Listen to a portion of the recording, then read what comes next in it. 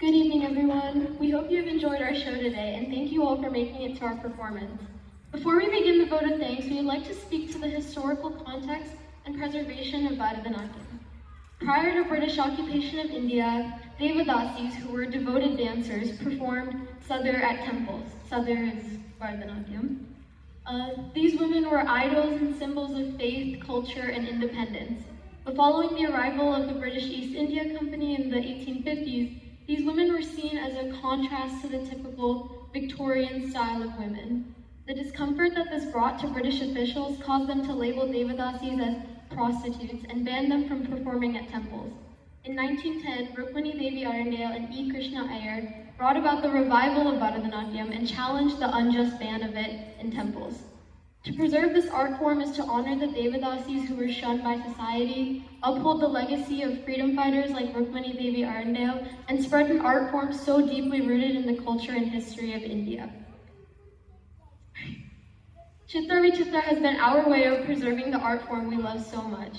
By highlighting the 8 nayikas of Bharatanatyam, we have been able to showcase the love and devotion that was once stigmatized by society. However, throughout our research, we noticed a common pattern. The nayika's mood and emotions are solely reliant on the actions of her partner.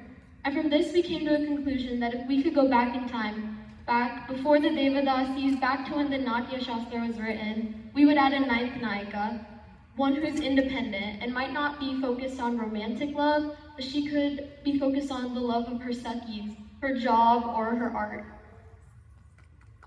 We must acknowledge that these nayikas do not by any means portray the ideal versions of women in today's world. For example, we do not wish to endorse the desolation of Proshita Bhartrika, fueled by longing for a male. The cause of this past dependency, as many of you may know, was the breadwinning status of the man of the household. This role earned the man much respect and authority. In today's world, a woman is perfectly capable of living by her own means. This allows us to return to the concept of a 9th nayika, who portrays an emotional state independent of a providing male. The 9th nayika is present in current forms of all 8 nayikas even. Vasika Sajja, instead of getting ready for a male, she is getting ready for herself as a form of self-respect and self-care.